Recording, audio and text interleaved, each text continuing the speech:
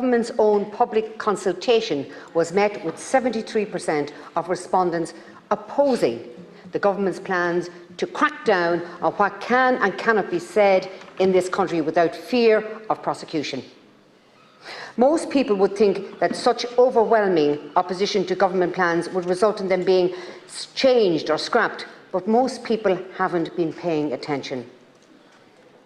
They do know that in 2023 the government knows best, and the uneducated Irish public must be led by the nose and taught what to think, lest their empty heads be filled with insidious far-right propaganda, such as maybe Ireland has an upper limit on how many tens of thousands of people it can import.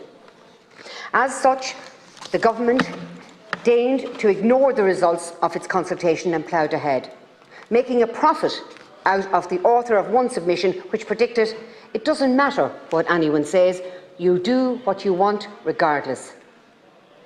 The philosophy behind this bizarre behaviour is quite clearly that of an avowed nanny state. The members of our cabinet and our senior civil servants do not view themselves as servants of the public at all, but rather enlightened and elevated individuals with a quasi-divine mandate to decide exactly how each and every Irish person lives their lives. In private recognition of their ability or in unwillingness to solve the real and pressing issues facing Ireland, housing and emigration, coincidentally issues of their own making, they instead busied themselves by micromanaging the day-to-day experiences of ordinary people, deciding what cars they're allowed to drive, what drinks they're allowed to buy, what fuels they're allowed to use, what their children learn in school, and now what ideas and opinions are allowed to be shared or what beliefs may be held or expressed in private. In this way, we see clearly the anarcho-tyranny described by Samuel Francis in the 90s, the combination of oppressive government power against the innocent and the law-abiding, and simultaneously a grotesque paralysis of the ability or the will to use that same power to carry out basic public duty, such as protection or public safety. This piece of proposed legislation is so broad in its scope and casts a prosecutorial net so wide that upon its passing no citizen will ever be entirely sure what they are free to say what they wish to. The law contained within it is so ambiguous and uncertain that one cannot but think that the intent is to create exactly this sort of hazy legal environment which forces individuals to err on the side of caution by self-censoring, as they will never know what utterance of theirs might be reported as hateful. Most laws is painstakingly drafted so as to isolate specific actions and single them out for criminal prosecution, taking great care not to mistakenly punish benign activities. This law does almost the opposite. It is hard to view the goal of this legislation as anything but the perusal of a nationwide chilling effect on freedom of speech and freedom of expression. If the government wanted a legal basis to use its monopoly on force to punish anyone who would speak out against a prevailing narrative, it's hard to imagine what it would do differently to this. In recent times, the government has become fond of playing the card of, sorry, our hands are tied, we have to do X because of the EU, a ready-made excuse to wriggle out of accountability for everything from immigration to energy taxes. However, in these circumstances, the Council of European Union's Council Framework Decision 2008-915 GHA doesn't go nearly as far as the Irish government has with this bill, with the Council decision only targeting certain forms of expression of blatant racism and xenophobia. It was this government that decided to add in a nonsensical circular definition of gender and to choose not list sex as a protected characteristic in favour of meaningless phrase sex characteristics. This is just the tip of the iceberg of bad law that comprises this legislation. I have over 80 amendments drafted to try and put any semblance of sanity and respect for civil rights into this bill. The definition of hatred is circular. The definition of gender is nonsensical word salad.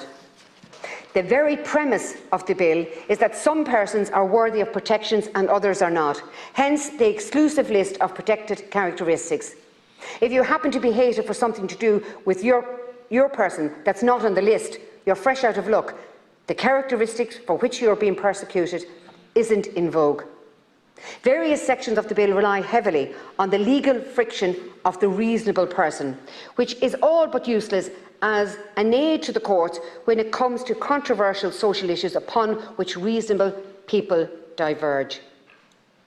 The lower threshold of recklessness instead of intent in Section 7 places an entirely undue onus on a person to rack their brains as to how anyone, could possibly maybe interpret their speech as being likely to incite violence before anything is said.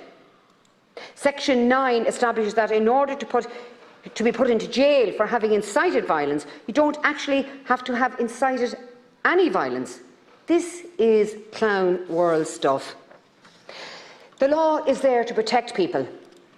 What we have here is a draconian legislation which can put you in jail where not one single person has been harmed or victimised. Some people who you think you are protecting have highlighted the dangers of this legislation, including many gays and lesbian groups. I note not all gays have been in touch with every single senator in this House. Section 9 and 10 both contain provisions reversing the burden of proof in placing it on the defendant to prove that it didn't intend to communicate the material of public or a section of the public and didn't possess material with a view of such material being communicated, respectively. Section 10 criminalises the preparation or possession of material that is likely to incite violence or hatred against a person because of the protected characteristics, with a view of the material being communicated to the public or a section of the public, even where the material has not been published. Section 10(3) goes on to state that where it is reasonable to assume that the material was not intended for the personal use of the person, that person will be considered to be guilty unless they can prove their innocence. This reverses the burden of proof and interferes with our rights of innocent until proven guilty. And so, merely possessing private material which you find interesting, engaging, intellectually stimulating, this may be a criminal act if some hypothetical person were to find such material hateful. Section 11 contains the most pathetic afterthought of a defence of freedom expression I've ever seen and is entirely unfit for purpose. The irony is that in the Dáil, Deputy Paul Murphy tried to enshrine the protection of Article 10 of the ECHR into this section, the EU's own protections, and was voted down.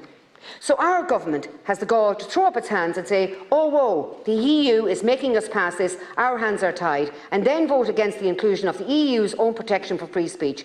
It really does show a staggering contempt for the rule of law and the intelligence of the Irish people. Section 14 establishes that the DPP had absolute discretion when it comes to which cases to pursue where a contravention of the Act has taken place. Obviously, there won't be enough members of An Garda Síochána to carry out all the arrests that would be necessary under this Act if it had to be enforced at all in all times. So the DPP can pick and choose who to make an example of. Section 15 covers search warrants. Section 15(1), if a judge of the District Court has satisfied the information on an oath of a member that there are reasonable grounds for suspecting the evidence or relating to the commission of an offence under 7, 8 and 10 is to be found in any place, the judge may issue a warrant for the search of that place and any person found at that place. Any member of An Garda Síochána, in the Offences Against the State Act 1939, it has to be a judgment call of the officer of An Garda Síochána not below the rank of Chief Superintendent. Now, it can be just any member. Obviously, this is to expedite the process. Upon such evidence being given and a warrant granted, the guards can enter your home, search every person there, seize every single electronic device in the house, your phones, your laptops, tablets, those of your partner, your children's phones. Actually, they can take anything, diaries, books, any object at all, and hold them for an indefinite amount of time. No time limit at all on that. But it gets better. They can sit you down at your computer and force you to log on and compel you to give them any or all of your passwords. And if you refuse, That in itself is a crime, up to a year in jail for not willingly handing over your personal information to the state, even where no crime has been committed and you've done nothing wrong. Laws such as this have to be used in other jurisdictions to attack journalism, political opponents. Imagine all of your devices being seized mid-election, only to be returned 3 years down the line with a quick, sorry, you weren't doing anything illegal after all. This really is dreadful law, and I do genuinely think that you're pushing it too far, Minister. The Irish people will forbear a lot, but you really are pushing it here. And I do believe that you're forcing this law through against the will of the people is an act that will be paid for at the next election. And then your political opponents will have this legislation to use against whom they will. Now that's food for thought. There's going to be a lot of talk from the government groups on this bill about how we all have to band together to stop dreadful hatred that's out there, and how hate speech leads to hate attacks or an attack in itself. This is a silencing bill. It's a censorship bill. It's a bill made by the powerful to stamp out the dissent of minority voices. It's a bill that seeks to codify the prevailing narratives and restricts the free exchange of ideas, insulating the status quo against criticism. I will be opposing the bill, along with anyone who believes in civil rights, inalienable freedoms and the just rule of law. The voting records will show that today. So be brave, Senator. Speak up. Thank you, Chair, for your lenience.